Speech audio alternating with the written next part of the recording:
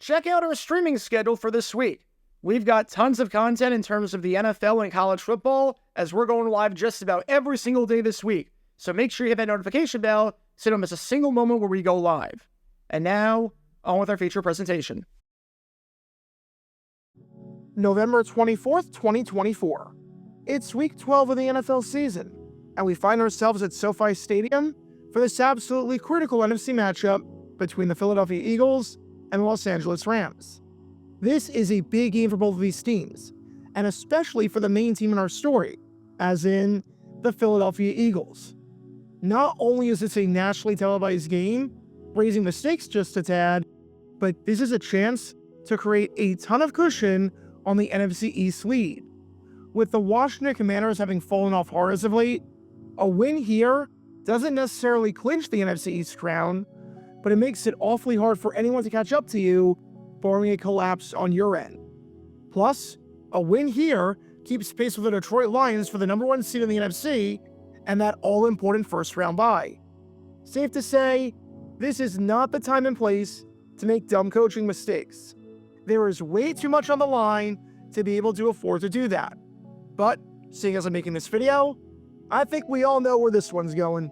But before I talk about what transpired in the game between these two teams behind me right here, and one of the dumb things that the Eagles did, if you want to learn more about other dumb decisions throughout NFL history, then this is the place for you. Because we talk about all things NFL history all the time with a new video and a new live stream every single day. So if you like that sort of stuff, then be sure to hit that like button down below, subscribe, and turn on the notification bell so you don't miss a single video that we post on the channel. Thanks in advance for your support as we try and hit 70,000 subscribers. So far, the Eagles, as they look to extend their 6-game winning streak, are in a pretty good spot. They find themselves up 13-7 after an A.J. Brown touchdown in the end zone. And if they can get a defensive stop here, they have a chance to double dip, seeing as they get the ball to start the second half. On second down, Nakobe Dean comes in and puts Matthew Stafford on the ground, sacking him for a loss of 8. Perfect. Now, you can take the timeout and stop the Rams on 3rd and long and get the ball back. And of course, why am I even surprised at this point? You're not taking the timeout? Are you seriously not taking a timeout? You're not going to try and get the ball back? You've got them right where you want them, and you just don't do anything with it? I would raise my voice if my voice wasn't shot, but the anger is still there. Don't worry, the anger is still there. Nick Sirianni, for the love of all things Philly cheesesteaks, why are you not taking a timeout? Not to take a timeout to try to get the ball back and do more damage. The Rams let them run down here. Williams runs to 35. Welcome to Dumb Decisions. Before I break down what happened here, this whole series is about taking an in-depth look at decisions made during games that were clearly awful from the start. This isn't something to look bad in hindsight. Rather, this is something to look awful almost immediately. These are moves where your gut instinct tells you right away that there is no way this can possibly work. And sure enough, your gut instinct was smarter than that of an NFL head coach. And for this one, we're taking a look at the mind of Philadelphia Eagles head coach, Nick Sirianni. I don't get it. I just don't get it. He's on this series for doing something stupid every single week. It's like once a game, he's just trying to make the dumbest, most head-scratching decision imaginable, and is trying to do something that makes no sense in order to intentionally handicap himself because his team is so good talent-wise.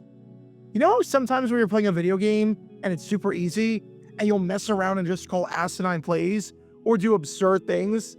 Just jack up contested three-pointers with your center or try and make diving catches on every play in the show just because you can? Well, I feel like Nick Sirianni is doing that with the Eagles because there is no other logical explanation as to why he continues to be so bad at this and continues to be terrible at managing the clock and calling in-game situations. So, with that being said, let's take a look at why not calling a timeout with roughly 1:18 left in a 3rd and long spot is a really bad idea. I feel like I say it all the time, but it bears repeating yet again. Football is a game of scoring more points than your opponent, and you score points by having the ball. When you have the ball, you want to punch it into the end zone, and you do that by calling plays. Therefore, if the task at hand is not easy, and you need to go considerable distance to do it, you want as much time as possible to call plays. It's a lot easier to get everything done that you need to do if you have 2 hours versus 1 hour. Likewise, it's a lot easier to march down the field if you have a minute to work with versus 20 seconds. There are a few good reasons why you wouldn't call a timeout in this spot. None of them apply here. Number one, the Rams have a good chance at getting the first down. If this is a 3rd and short situation and the odds aren't exactly in your favor that you're going to get the stop, then there is the idea of letting the clock run down and giving the Rams less time to work with should they convert. The odds of the Rams scoring in that spot are probably higher than the odds of you getting a stop and then marching down the field yourself, regardless of how much time was on the clock. So you might as well handicap them a bit. But how does that apply here? How does that even remotely apply here? It doesn't. It was 3rd and 13. It was a 3rd and long situation. The odds were heavily in your favor and not in the favor of the opposition. On 3rd and 13, unless it's the Jaguars defense, I'm trusting our defense to get a stop way more than I'm trusting the offense to get a first down. And any sane person would think the same thing, especially if that's what the flow of the game dictated, seeing as you had forced back-to-back 3-and-outs on the true drives before this, and seeing as the Rams literally had not gotten a first down since the first quarter of the game. Trust your defense, man. Trust your defense. Because here's the thing. Let's say you don't call the timeout and the Rams do somehow get a first down. They would need to get to the 40-yard line to get the first. If they get to the 40, they've got more than 30 seconds to work with, and they have a timeout to work with themselves. If the goal for the Rams is to get 3 points on the drive, then guess what? Time isn't an issue for the Rams at all. They have plenty of time to call some passing plays to get into field goal range should they get the first down. They only need about 20 yards, and they have 30 seconds to do it. That's not an issue. I would understand this strategy if there were, let's say, 50 seconds left, and the Rams are running the clock down and are content to take it into the half. Because even if they get the first down on 3rd and 13, there would only be 10 seconds left, and they'd have no time to do anything of note. But with that much time left, well over a minute, where the Rams would have time if they got the first, you might as well try and steal a possession and make the most of that. And maybe I would somewhat understand this, maybe, if the Eagles had just 1 timeout left. Wouldn't agree with it at all, but at least there would be some logic to the idea that you want to keep the timeout on offense if you get a stop, or that it wouldn't matter. Seeing as if you call timeout on 2nd down and have none left, the Rams could just run it on 3rd down and take the clock down. But you literally had all your timeouts left, all of them. If it comes down to 40 seconds versus a timeout, I'm always taking the 40 seconds. If it comes down to 40 seconds versus 2 timeouts or 3, come on. That's not rocket science. That's just basic math. You get about 6 or 7 more plays to work with by calling timeout there should you get the stop. You can still use the middle of the field because you'd be getting the ball back with over a minute left, and you would still have the ability to stop the clock. There is no good reason to not call timeout there.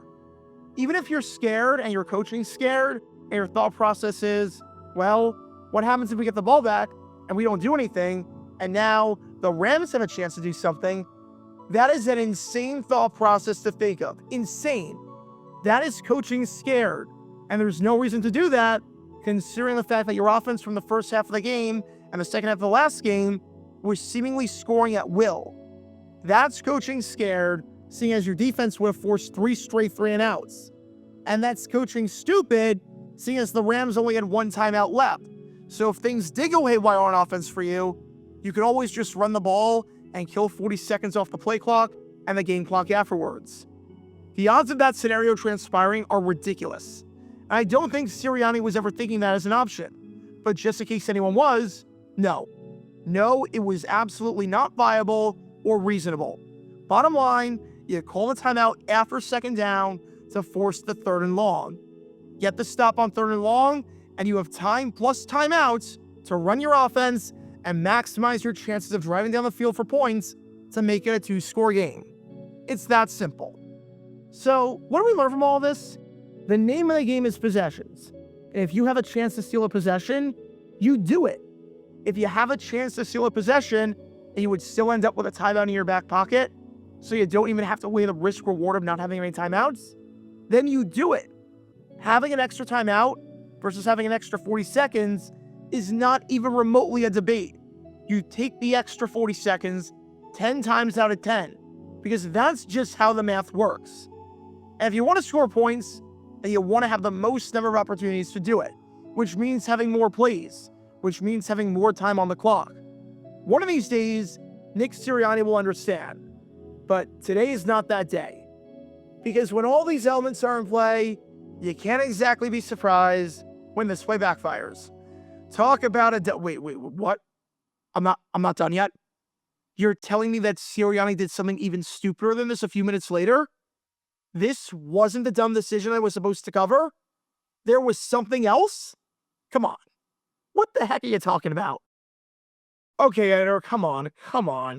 This is an overreaction on your end, like a massive overreaction. I don't have time for this. My voice is shot as it is. This is not a dumb decision to go for it here. There's 7 seconds left, and the ball's at midfield, and the Eagles have a timeout.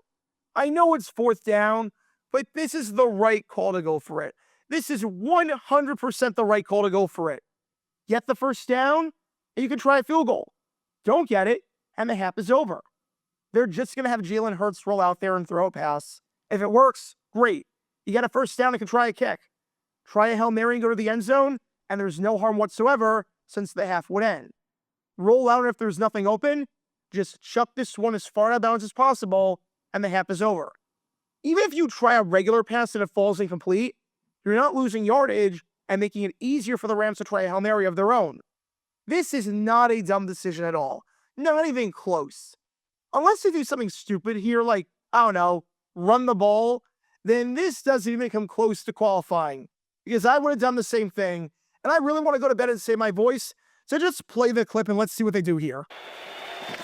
Rams are in pressure, and Hurts looking to run here, and Hoyt's got him, and he's down with 2 seconds left at the 48. You what? Yeah, welcome to Dumb Decisions. Again. I mean, do I even need to explain why this was stupid? Do I even need to explain why this was freaking stupid? Remember, it's 4th down. You need to get the first down to keep the drive alive. If you don't get the first down, the Rams get it back. So you want to call a play that maximizes your chances of getting a first down.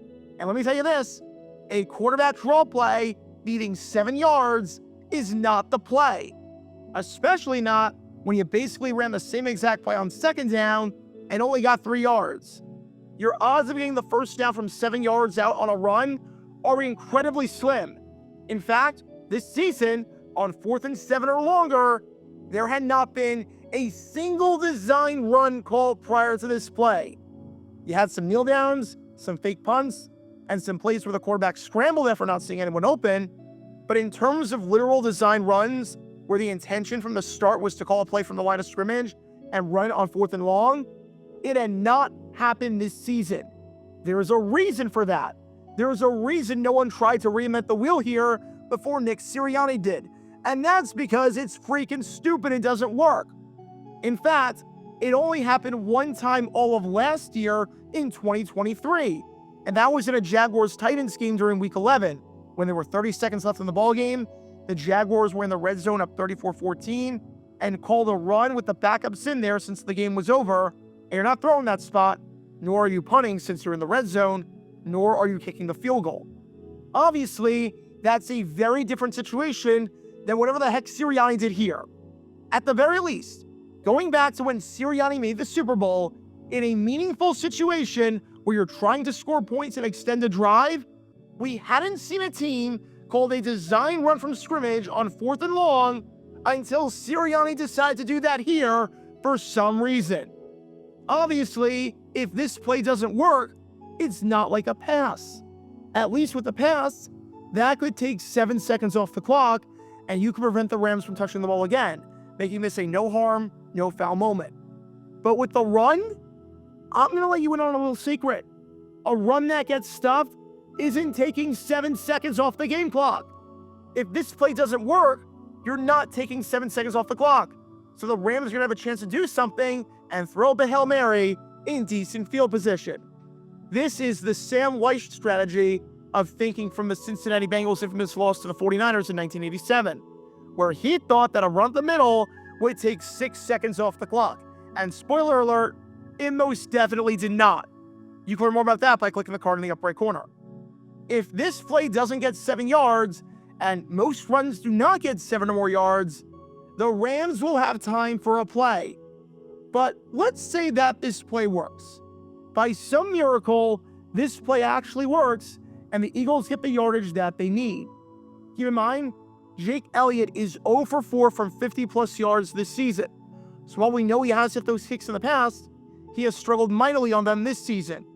If you want to get it to a spot where he's made it before, so let's say somewhere around the 32-yard line, you know what would happen if you started behind the line of scrimmage and ran for 16 yards? That's right, you'd run out of time. You'd run out of freaking time. The half would be over. You wouldn't even have time to get a field goal off.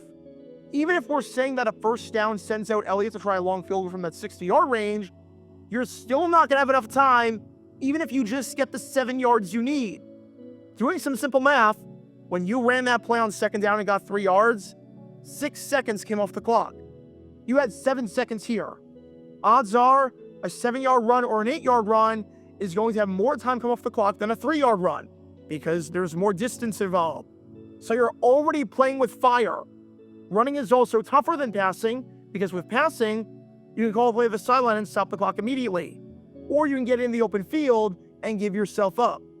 In the running game, however, you can't really do that. The play is dead when the referee says it is, and if your forward progress has been stopped or your knee hit the ground. Forward progress is not really in your control. So the only way this play could have possibly worked is if Jalen Hurts got into the second level untouched so as not to be slowed down, and he gave himself up right as he got the first, setting up a 60-yard field goal. And even that is a massive stretch, seeing as there's only 7 seconds left. Nothing about this play made any sense at all. The best case scenario is you run out of time. The worst case scenario is you give it back to the Rams and they're in a spot to try a Hail Mary. I have no problem going for it here. I would have done the same thing. But at the very least, do not, under any circumstances, call a designed run. There is a reason no one else does this. There is a reason you're the first coach in forever to attempt something this stupid on 4th and long. There is a reason we were all scratching our heads in collective confusion. You fail in your objective to score points by running out of time, or in a miracle scenario where you somehow get down with a second after getting the first down, making it a super long field goal that Elliott hasn't hit all year. You fail in your objective to not allow the Rams to touch the ball again. And you do this lose-lose situation with a super low percentage and a low probability play. Nick Sirianni explained his decision afterwards, and it was just a bunch of word salad. So take a listen.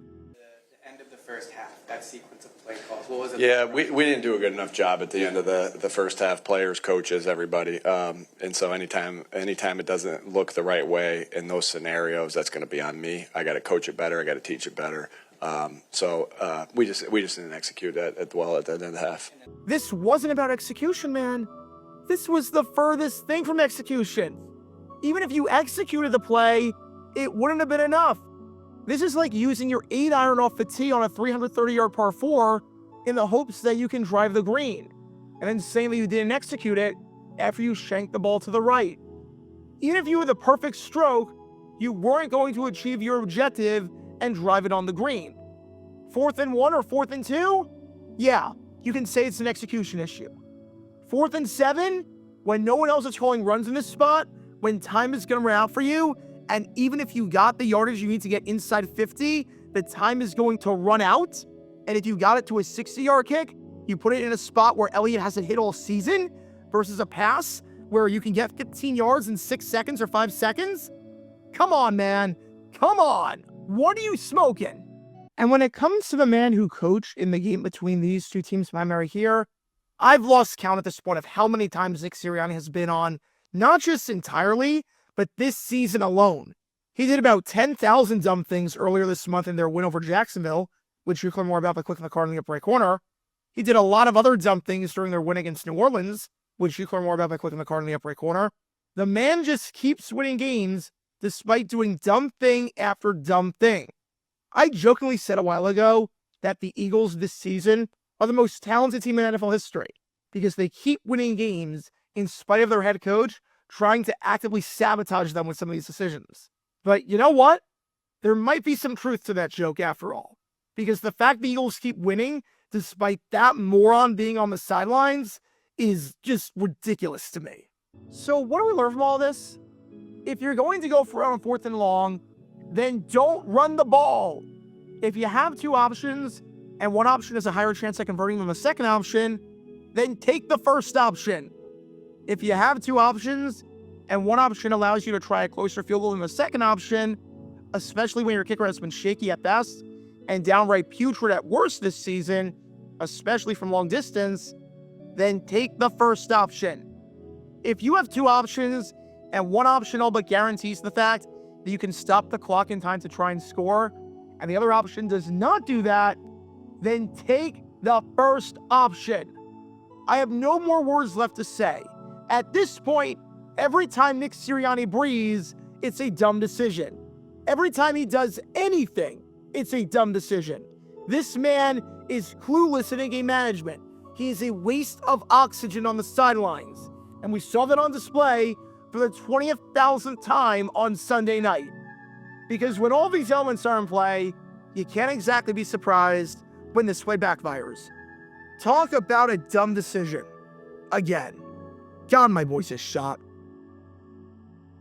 Be sure to like and subscribe if you have not done so already, as it helps the channel out a lot. And check out my other channels, JG8 for the history of college football, JG7 for the history of baseball, and JG9 News, where we talk about all things happening in the NFL. Join me every Wednesday night at 8 p.m. Eastern, where we'll play live NFL trivia for cash prizes. And make sure to join me live, as we're on stream just about every single day. And thanks to all our Patreon members and our YouTube members for helping out the channel. See how you become a member and show your support financially in the description down below.